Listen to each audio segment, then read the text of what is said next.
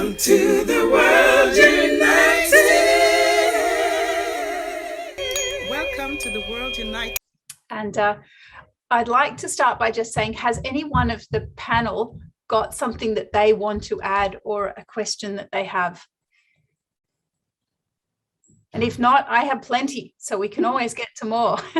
I want to comment first on Emily's that I really like that the wording of the dissolving of structures, because we hear a lot at the moment about breaking things down or the irrelevance of the old, but the dissolving has quite a beauty to it and an acceptance to it as well, because well, it just sounds like nature. We dissolve things. Salt dissolves in water, and we have something new that comes as a result of it. So yes, definitely we are creating new things right now through the dissolving of the old structures and the making of the new. My question for you, Emily, I know that there was a part there where you said you followed the normal structural school and then the university to have a look. I'm interested to know, what was the turning point that exposed you to or led you to or found you that opened up the more spiritual side of availabilities and the abundance of information and wisdom? Thank you for your question.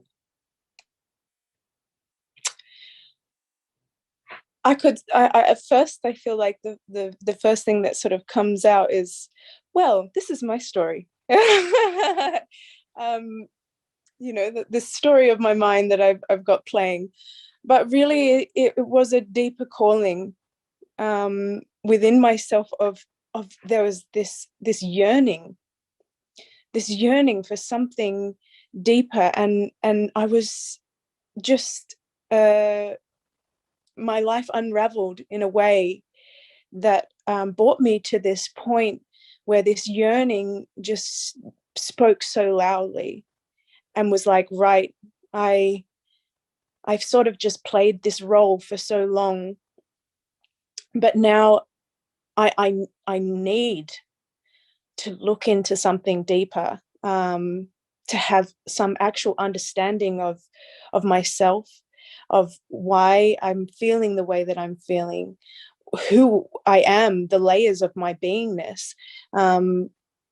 It was just such a loud calling that was happening from within. But yeah, I guess I could say in the story relation to it, it was, I was highly depressed. I took a lot of drugs. I was in such a space of not feeling good enough, seeing so many. I was homeless at a very young age, so I saw a lot of children also on the street, and I felt this like such a depletion of like sadness of my heart, just wanting to help these people, but also seeing that within myself. And so it just like eventually cracked open and just spilled out from there of this, right, I'm going on this journey of self-inquiry. I'm going on this journey of self-healing, to live, to be fully alive, not to be numb anymore, not to feel this suppression anymore, but to fully awaken and feel, to feel alive. To feel alive and to share that with as many people as I possibly can. So yeah, I guess that's really well, slightly, but it's just that, I think we all have it. We all have this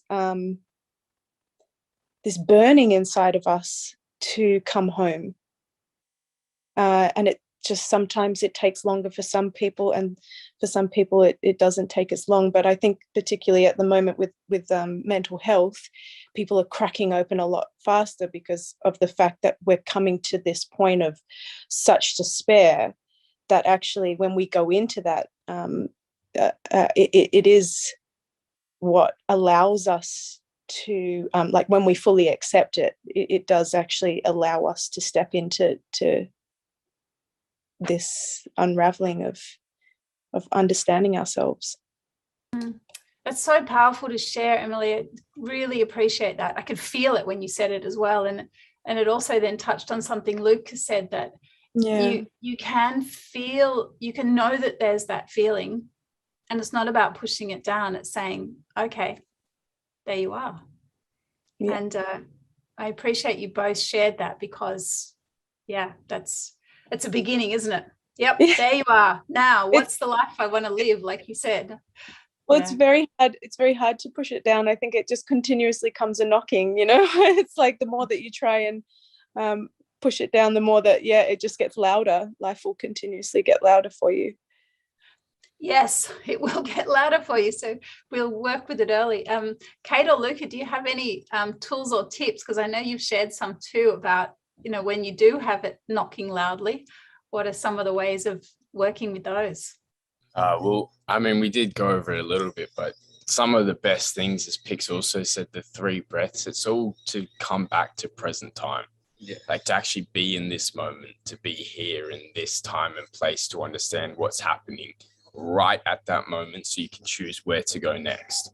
You need to take a second to really know how you're feeling, understand what's going on, so you can change that to what you want. And tools for it, I mean, as we said earlier, of course, find the things you love, focus on them more. If you're in, I totally understand it. Knocking really loud, it demands to be heard a lot of the time. And I mean, don't just keep that door shut, open it up, see who's standing there, work out what's happening, see what's going on out there. And then you can choose, do I want to go out and let that person in, or let that thing in? Or, do I want to acknowledge it, have my little conversation, confront it, and then say your goodbyes and shut the door again? You've got your peaceful space now. So yeah. I think finding those times and present moments where you actually can assess the situation and what you're actually in allows you to find the paths, and not because when it is knocking so loud, sometimes it feels like there's no other option. There's no window you can jump out and leave the person still knocking. You're inside your own walls. This is you. And if something's trying to come in, you have the power, you have the choice to let in what you want. It's your body, your altar, everything that happens and everything that you do and let in. I mean, stuff does always, not everything goes to plan, but at the end of the day, the one thing that we can really control and the one thing that we can change is ourselves. And ourselves then emanate to our surroundings. So by changing and letting in what's happening and understanding it and going for the better, then we will create the environment around us. So it definitely starts within, though, for sure. Yeah, beautifully said. Thank you. I was almost just going to say as well, it is, as much as it's a letting in, it's actually a knocking to let out. This knocking of self wanting to be itself, and not to be constricted. So as much as it's like a knocking to allow something in, or to choose a path, it's really like, it can be so frightening. It can be a really frightening thing to step into. And I think with courage and things, it can be a big, sometimes we look at courage of like climbing a mountain and standing on top and putting our flag on top. But strength and courage really comes from facing a lot of the things that how do I put this, like to really face those things that are not allowing us to be ourselves, that are really, the easier, seems like the easier route at the time, because it's just how we've been funneled into stepping into that knocking of inside, which is so unknown. That is like, that takes a lot of courage. It takes a lot of strength to actually go in and meet that. So, for both of you boys as well, I think, like, wow, what amazing two beings to sit here, like, through what you've gone through, and like the strength that it's brought out of you. It's really taken you into a way that a lot of people don't have the opportunity to really see and understand about themselves, their minds, their energy fields, breath. All of these things are such key elements. So, yeah. Yes, awesome.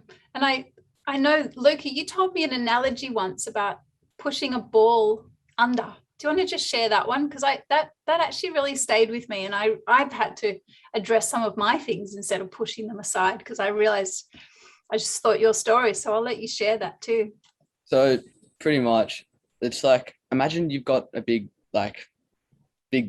jar of water or whatever, and you have a ball, say like a soccer ball, a rugby ball, whatever kind of ball you want.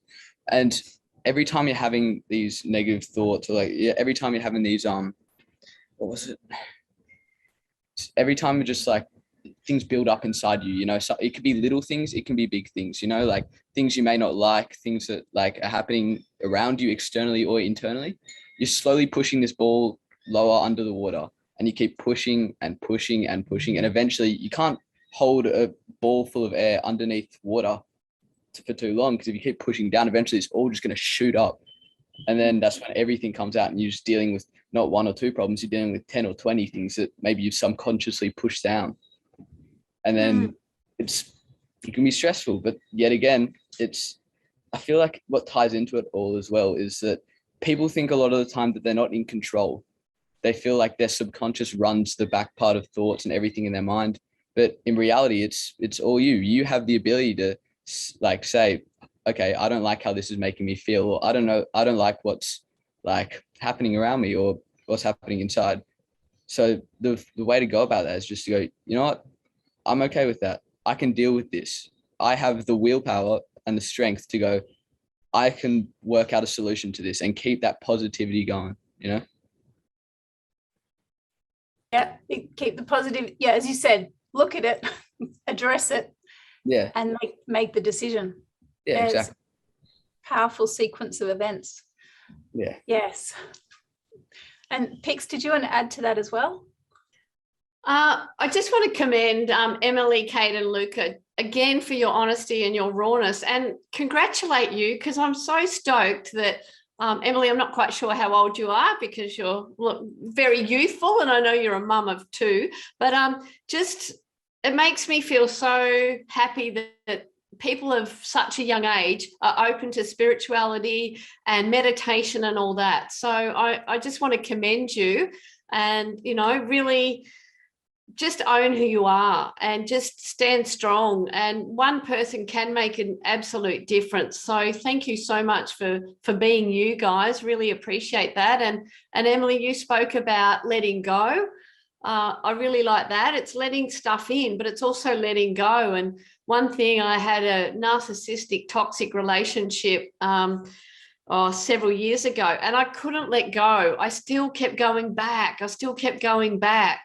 I was never physically bullied, but emotionally, yes. And then it just got to that crunch time, and I wrote a letter to that person, and then I burnt it, and I felt so empowered to go, you will never own my emotions again. And so that's just maybe one, probably a little more dramatic, make sure it's a safe place. Gee, she says, close your eyes when you're driving and, burn a letter. Wow. But, just one technique that maybe you could use, because it's, again, releasing, because I'm all about the environment. So just be mindful of that. But, yeah, that's maybe another technique. And dancing around the house. Like, a lot of us have been in lockup with, COVID and everything. Just dance around the house. Put on your favorite song, because I remember going to a Tony Robbins event one time, and he got us all 2,000 of us, into a suffering state. We had to think of something that made us feel really sad. And I did think of my nephew's suicide, because it was only fairly recent and raw then. And whilst it's happened, I want to take the lessons from it. And there were people that were in tears and that. Then Tony and his team put on pump up music. He got us to hug everybody, each other. We literally changed our state. It's like smile, even if it's a false smile, you actually start to change your emotions. And, I'm not saying put on that happy face when you're down. Please, I'm not saying that. But when you change your state, you really do change your physiology and your emotions. So if you are feeling down, and I love that Emily said, courage, it's not Sir Edmund Hillary climbing the mountain, staking the flag in the mountain. To me, courage is that really struggling, depressed person getting out of bed, having a shower, having breakfast. That's courage. So never compare yourself to anyone else, but just make that first step. Absolutely, making your first step. And Emily, you have something to add there. Yes. Yeah, well, just it reminded me of the Tony Robinson thing. So I didn't talk very much about. I was teaching a yoga and meditation in schools, and it's called Clear Minded for Life. And a part of that was actually reprogramming our emotional state, so that when we are in those really low times, that we have created a neuron pathway that allows us to quickly jump back into a more positive mind frame, which I love, like being able to share that sort of wisdom in education with children has been remarkable. Like the difference that I saw, it was like giving power back to them to be able to fully, I don't want to say control themselves, because life is uncontrollable. As much as we want to like really control it, it's totally uncontrollable. You know, I just have dislocated multiple ligaments in my knee. It definitely has its moments of uncontrollability, but it Guga.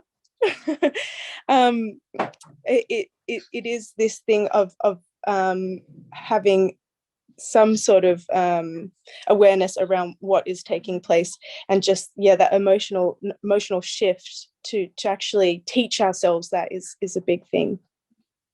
So thank you for sharing that. That really, it sparked a memory in my own mind. So yeah, that's a great sharing as well, because as you said, if you can mentally rehearse something so that the pathway is there, it's easier to run down that track. Like Cade's analogy, if you've already made that path in the grass that's your positive go-to one, then it's easier to run through that than head high grass and need to redo it.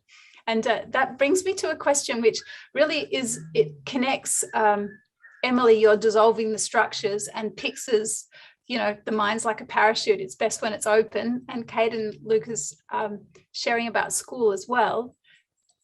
What would be, and you can take it either way. One, I was going to ask, what are the attributes of teachers that you've had, teachers, mentors, etc., in your life? What are those attributes that actually make that difference, that it's closer to the ideal that Emily was talking about, or Cade's primary school time as well?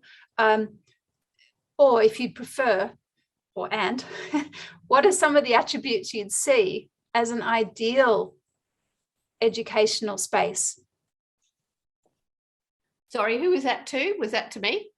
I would say, well, all of the panel, everyone, any experience of school, anything that's schooling, teachers, mentors, what is it about them that make it an example of the ideal future that we want to create, but it's here now. So we know how to build upon what's already here to make that ideal future. I like I said, my son is now 3, so he's going into that stage of school, and I was really actually looking at homeschooling because I travel a lot. So we've just lived in India and we've just come back. So then I actually found this school called the River School. It's in Queensland, so I'm trying to figure out how to get from New South Wales to Queensland right now, but it's in Queensland and it's beautiful. It's really based around nature and keeping children in. I think Luca was talking about his childhood going like with Steiner and things, walking in barefoot, and really supporting children to understand self in the environment. It's an interesting one, because once we start to understand self, we understand the environment is ourselves. We understand like the relationship that we are all having with each other right now. We're just having, it's a united relationship when we can really be authentic with each other. It's this beautiful thing. So from the feeling that I've received from this school, and I know that there's many other schools that are coming in with many different expressions of education. It's just got this really authentic nurturing around from the very beginning to nurture those aspects of our truest selves, and allowing, rather than this whole like teaching of each other to be kind to each other or things like that. Like we naturally want to serve each other because it is serving ourselves. It is serving, we want to serve nature because it is serving ourselves. We are serving our own creation in some form. So I guess that's my my little bit on it. I've definitely seen a lot of new schools and a lot of amazing people that have come together. If anybody wants to know about them, I have a lot of contacts of some really interesting people that are creating quite new forms of education in a more connective, collective way. So yeah, you're more than welcome to get in contact and I'll share them. Absolutely, we'll do that, and we'll make sure they're available as well, because that is really what we're talking about, especially those who are already doing it. So yes, so I've got a quick question for Kate and Luca as well. Given that you're at school now, as you've shared, what some of the teachers that you've got that have the attributes that you found are, let's say, nurturing, well, the word supportive, whatever it is, the ones that you would pick out if you had to say so-and-so is my favorite teacher and why, what are those attributes? Because I think sharing them helps people who are listening, who are in that space, realize what works. Well, I really honestly take it back to the simple first few times where I sat in the class with some of my teachers, and there's a massive difference in between just a base of, you didn't get rewarded for doing something good, you got punished for doing something bad. And I mean, I remember walking into some classrooms where they'd start off the classroom with 10 minutes into our lunch's detention and we'd have to work it off. I mean, I just thought that was always ridiculous because nobody wanted to work off those 10 minutes. No one deserved to get 10 minutes taken off their lunchtime. We're sitting inside for, what was it? It's like 5 hours a day, and the rest of it, we got 30 minutes of lunches in between, or an hour over 30 minutes. And they're already sitting us in this class and going, if you're not going to be, if you're going to be good, I won't pay attention to you. But if you're going to be bad, then yes, all the attention goes to you and we'll take off these minutes. And I really think that by doing that, they're already putting their heads and emanating straight into, I expect you to be bad throughout this lesson. There's 10 minutes on the board because I expect you to deserve these. I expect you to have to work these off because you've come in here as this group and this cohort, and we've already been told that we have done something wrong. And I really think the big difference was when I first went into my new math class and we got a new teacher. And I remember she the first lesson, she brought in this massive jar of lollies. And it was in like year 9 or something. And who doesn't like lollies when you're at school and there's all the kids getting excited, and if you were that, no one really, sorry for all the wind and stuff, you may hear the wind chimes in the background, but we really noticed the difference of when someone cared for us in a classroom. And if someone was being distractive or out of place or, trying to get some sort of attention, our teacher wouldn't pay as much attention to them during the time, but give them some time where everybody just settles in and they realize there's not so much of a reaction to it because everyone's just kind of settled and wants to learn. And then later on, the teacher would go around. And I remember sitting next to the person who was being quite disruptive. And we only had one person who was disruptive throughout the year, really, but she sat next to him after he'd finished and she'd ask him questions. She wouldn't be like, stop being disruptive or get out of the class. She'd sit down and go, so why do you feel the need to talk out?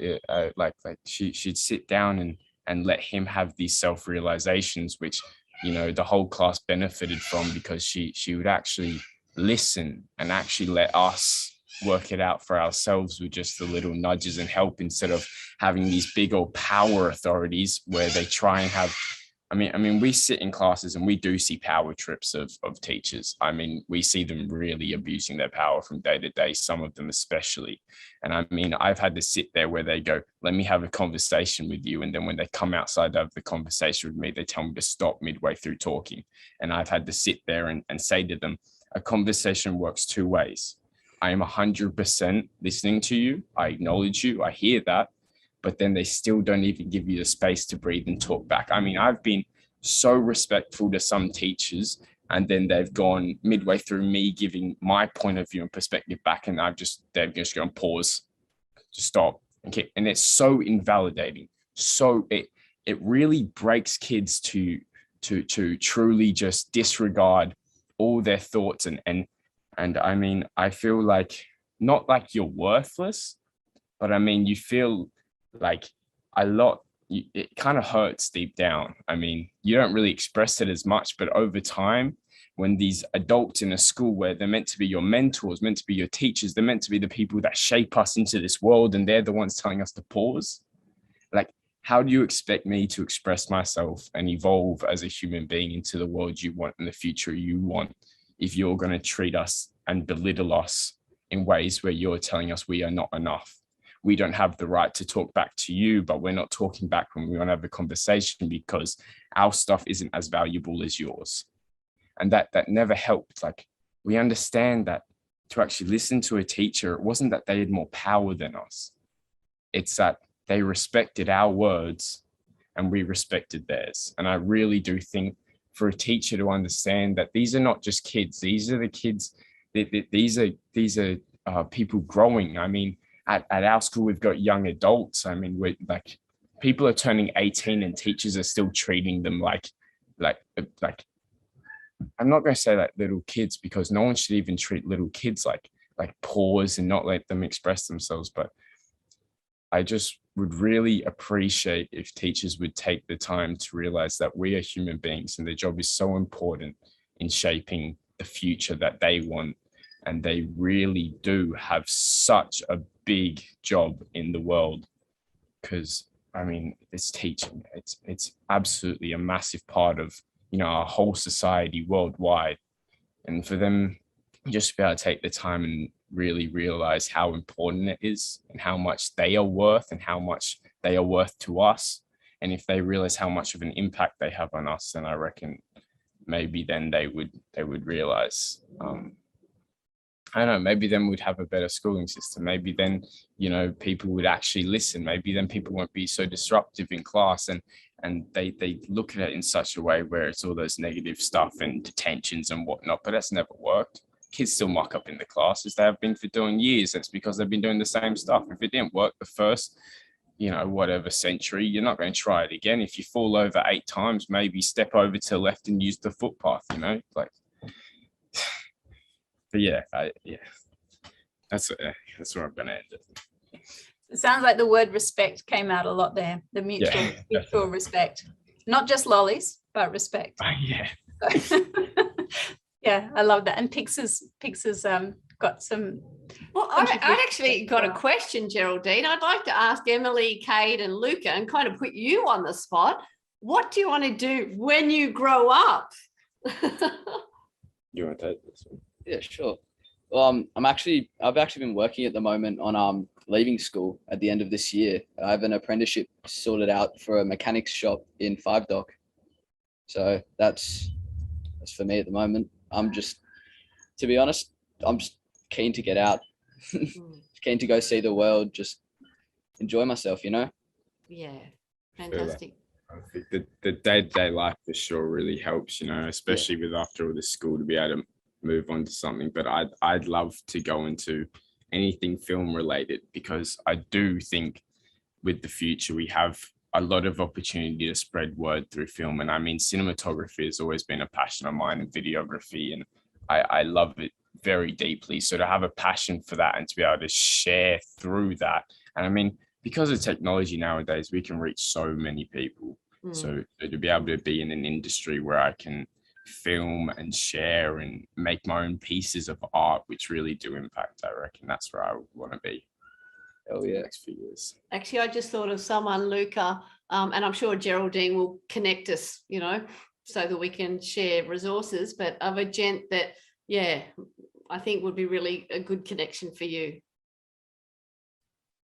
Thank you. I appreciate that. Mm.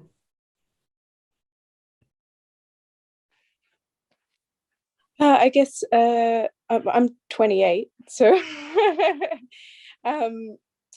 I right now I'm a mother, and it's just constantly evolving. For me, that is my most important job, is to really just be fully present with my son. He is about to start school, so in that there will be a whole new opening of energy, but I feel that I'll probably go back to what I was doing. I still do teach meditation. I teach yoga, so I will continue doing that and evolving with that. Fantastic. Thanks. Thank you. And absolutely, definitely needed and wanted. And I was thinking too, Emily, about your sharing, you know, in terms of young people and allowing them to be their own selves, and that sharing about the natural grace and the inner God that you see in your son, and that inner guru. And I did write down the words as well: the passion to create and do new without needing to untangle. And I thought that's such a powerful place. And it reminded me that I once almost joked, but I still think it's a good idea for adults to have, like, 8 adults have a time with 8 young people, and they get assigned a young person each, and they must mimic exactly what that young person does all day.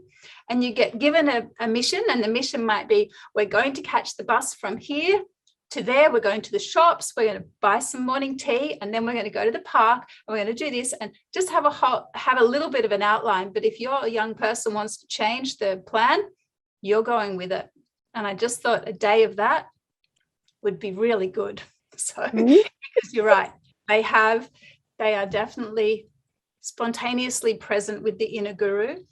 And one thing I'd like to mention here, again, I've heard this, it's quite a common theme, the research into brain. But one of the things that stood out for me most when I was looking into brain waves was when I learnt that from the age of 0 to 7, and especially the early part of that our theta brain waves, which are equivalent to our meditative or even hypnotic state, is the most dominant. So one can then see that if you have a young person and you're directing things that are not necessarily positive or allowing, they're going in there without really being filtered.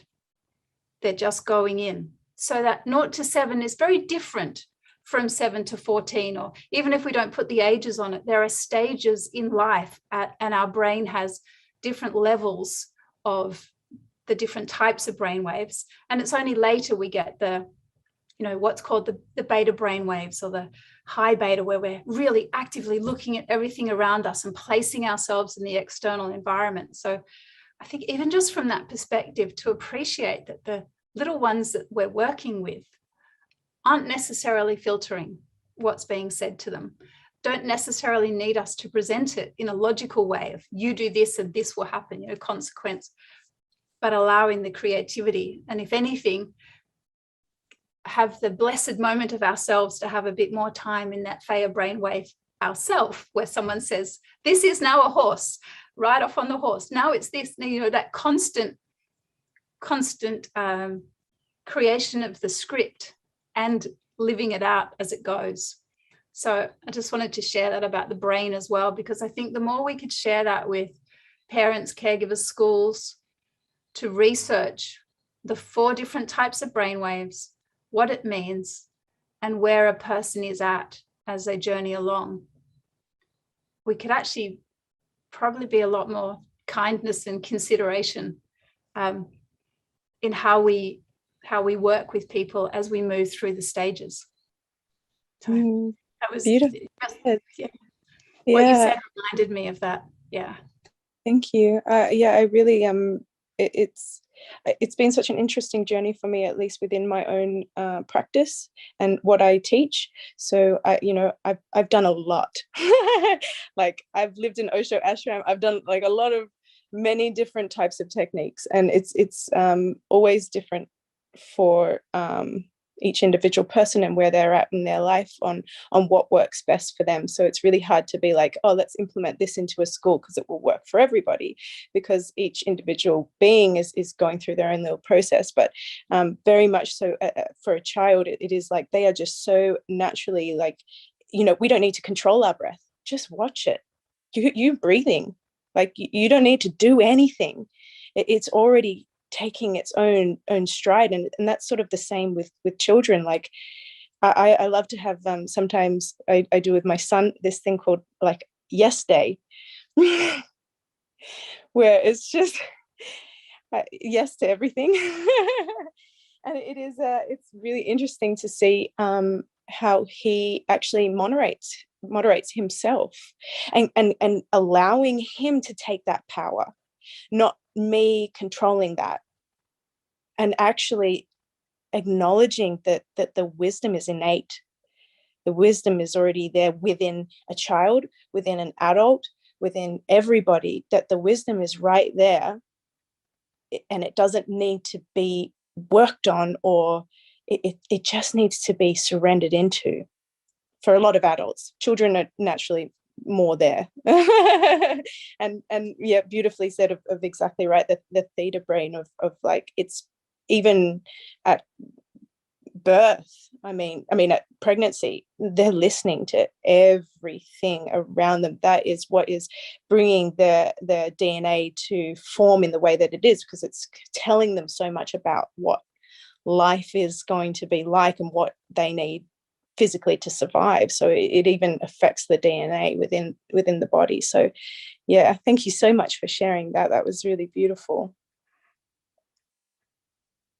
I appreciate that too. And as we said, the whole purpose of the Global Transformation Festival is not just a one-off. It's about linking it. So I think there's a lot more discussions to be had on, I timed it well with the plane outside, on any one of the topics, and possibly even share some of these on a podcast, because it could be the conversation about, through pregnancy, through early childhood, primary school, the experiences of high school, the experience of after, and the tools that go through, because this is a conversation which is can really provide information right now, because there is a need and a want.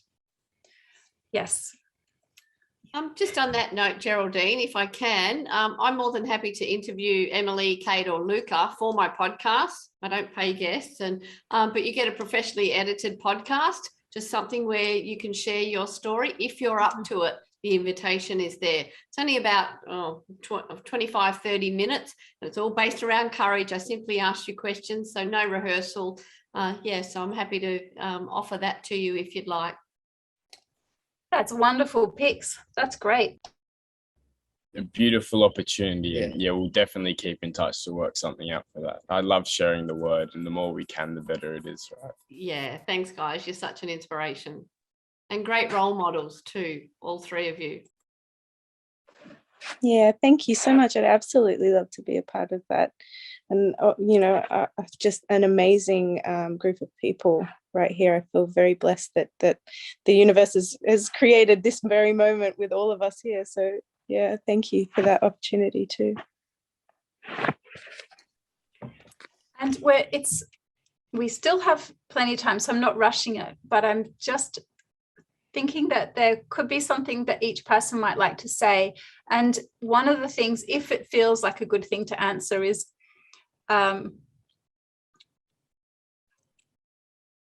when you're in a certain place and you can see someone else could benefit from the information that you had, what's a sort of tool or technique that works? Because as we've shared, it's not often about telling somebody.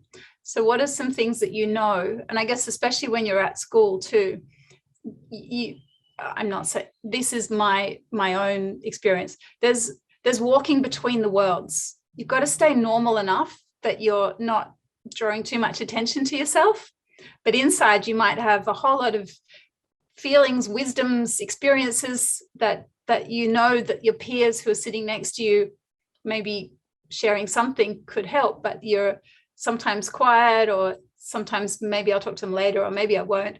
What are the sorts of ways that we can bridge and actually share things while still staying in a space where the person who we're giving it to is able to receive it? Because even if we're able to boldly give it, what are the things we can do to make this wisdom able to be received by people who need it? Open question to anybody. And it'd be great to hear from all of you, actually, a perspective on that. Yeah, I just Oh, sorry for interrupting. Thank you. Go, guys. I was just gonna say, like, just having that chat with them, just letting them know, like, you're there whenever they need to have a chat, like, always there if you need to have a call, like, if you're feeling down, if you ever like not feeling okay, just know that you can be comfortable talking to me. Like, just like if it's a group of mates, like, just, we're there for you.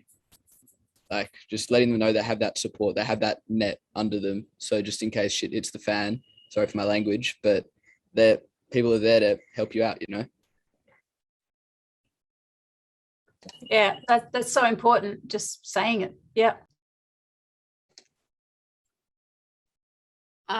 Really great question, Geraldine. And I feel permission marketing, to use a lingo, I mean, not that I'm in marketing, but permission, asking their permission, saying, hey, I notice you're not your usual self. Would it be okay if I shared something with you? Or, you know what I found when I was feeling that, what I did was this. So sharing your own story, and then they go, holy crap, it's not just me, you know, it's like you too. So yeah, just asking them, because often they won't ask for help, but if you say, look, I've got something that I think could help you, that's when they may open up, and just being your true authentic self. Yeah. Because one thing, and it's a pretty deep topic, but I actually didn't know it was okay to ask someone if they were, trigger here, suicidal. I thought, oh my God, that's going to trigger them to do it. No, it gives them the space to open up and say, you know what? Yeah, I have been. Hopefully they won't have been, but, you know, asking them gives them that permission to open up. Yeah, I think with what both of you guys have said is like spot on. There has to be a real tenderness and an asking rather than like a telling. It's an open space to allow them to take that step into, as well as also, you know, sort of slightly guiding them. Yeah, it's such a really tender, fragile space to be with somebody, because you don't want to be like, well, I've got the answers for you and I'm going to totally like push what it is that you're feeling away and almost make it like irrelevant, because it's a journey of like them stepping into their what is wanting to be felt like, and when they do, oh wow, like the profoundness of that, the lessons that are brought in from that. I think a lot of the time in our society we're so focused on positivity and rejecting the negative that actually, wow, the negative takes us into such depths. It really is actually such, like, it doesn't always feel like it, but such loving perfection. And so to be really tender with somebody and not almost like freak out about them being in a negative space, and that you need to somehow fix it and be this fixer, but like, oh, hey, I see you. I see that this is here. And just through your own awareness, connecting with theirs allows them to really see it too, which makes a huge, huge difference in somebody's life. Like, sometimes nothing needs to be done. It just needs to be felt and seen, like, rather than being suppressed and like, no, I'm all good. But like, Pick said, it was like, are you okay? That question alone just goes, am I okay? You know, it actually starts to bring awareness into looking at yourself and looking at how you're feeling, and like, oh, I've noticed that you're not your normal self today, or your joyful self. Like, what's going on? Just these little questions that ever so slightly guide us into coming into ourselves and going, oh, just looking at that, it's just the first step. So yeah, thank you guys for sharing what you did. I can't really add too much more than that. Yeah, no, that was brilliant. I of course, you guys have said the mass of what I was thinking as well. I think when we start to talk together for this long on the same topics, the kind of cohesive cohesion that we're talking about kind of really happens here. And I mean, my brain went the exact same way as Pix in the beginning. And, you know, you really got to ask. Questions are a brilliant thing when coming to sensitive topics, because people really do feel a difference when there's times where people try and tell people things of ways to be better, but that almost sets a boundary of this person is better than the other. And, you know, maybe this person is feeling all right, and maybe this person's not, and this person tells this person, you know, you know, I think I could get you some help. I think you should go see someone. I think you may need some help, instead of, you know, because then you really create a boundary in between yourself and the person you're talking to. There's not this open connection. It's, I am okay, and I'm giving you this, and that's what you should do. I mean, and as you all said, the questions really help. Even just the little things to help them have their self-awakenings. Like, I mean, you guys have really covered it all. If I keep talking, I'll probably repeat some of the stuff you said, but it was all brilliant. I hear you. The beautiful thing is, though, that even hearing the same message through different voices, that's what we were going through with some of our earlier talks today, that everything's energy and it has a resonance and a vibration. And what reaches with some person's voice reaches a different set of people with another voice. That's why it's so powerful when we do find out there are many different voices, and it can be the same, even the same message. It has such a reach. And in the previous set of talks, there was also the analogy that each person or each idea is a thread, and together that whole thread makes a beautiful carpet. So it's definitely something that we are all needed. And I recall also Grandmother Parish is sharing that it's like we're all ingredients in a cake, and you even need the bicarb soda. We're all needed, you know, different quantities. And that if we're going to make a banana cake, it's a banana cake. Every part of it is needed. If we're going to make a chocolate cake, that's a different thing. So I think as we dissolve structures right now, as we recreate them, we need all of the voices to bring those ingredients so that it's a pretty yummy cake at the end of it, particularly in terms of our most important topic, the youth empowerment and education, because I think Cade mentioned it as well. It's all over the world is where education, in theory, that word of education is happening, but really in every place, in every second, we're learning. So I greatly appreciate the sharing. The tools that have been given by all of you, things like listening to music, enforcing positivity, being in nature, having the open mind, being courageous, and those lovely terms, Pix, about each of the words that go with courageous. The sharing as well, Emily, of that process of authenticity, of the understanding the self, and reminding us that there are many different layers. And as we look at the layers, we can find ourselves, so we don't need to look external. And in closing, I invite each person to say one thing, or more if you need to, but one thing that you would like to leave with those who are listening to us on live stream and whoever listens to this recording after, and then we'll close up this panel session. And I greatly appreciate the time, wisdom, energy, and intent of all of you being here today. Well, I think I closed out with my speech, Geraldine, and it is you are loved, you matter, and the world is a better place for you in it. So just live life courageously. Thank you. Beautiful.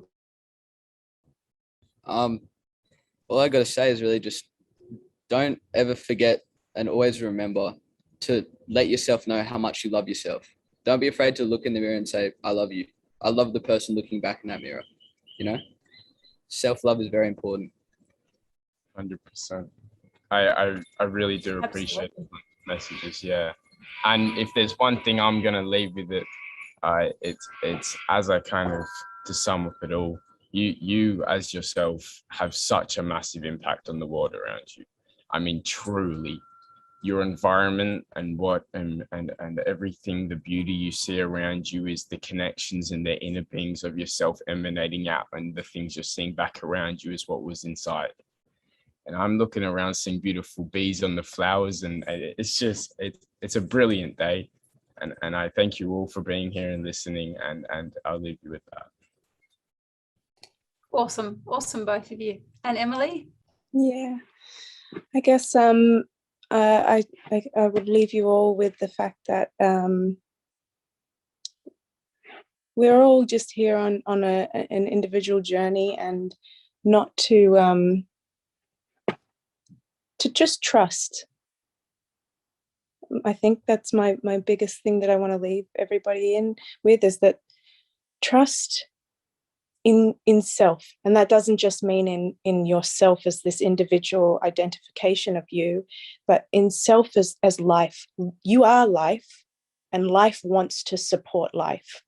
Life loves life. It loves its own creation. It's in so much joy of its own creation. So trust that even when things might seem like they're going wrong or anything like that, that trust that actually this is here to take you into a new space. It's a transformational time.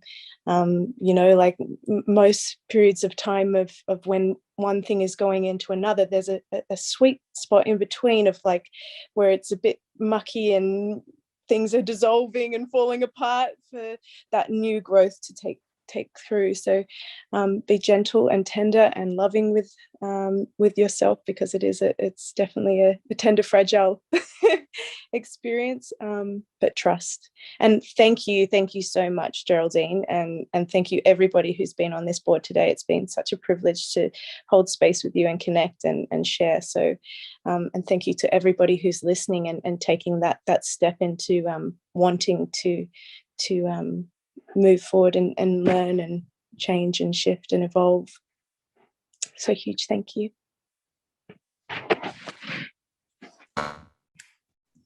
Great appreciation to you all, and may everything that's been said here keep working on the harmonic resonance, which is what the previous panel was about, that this does go out. Yes, great appreciation. And I'll close this panel session down, and if you'd like to come on again and listen to the next one, that starts at 2:00 Sydney time. I'm calling it. It's easier than all those letters, which is in 13 minutes. So thank you all. Look forward have to a wonderful rest of the wonderful day, evening. Take care. Thank you. Take care. Thank Bye. you. Yeah.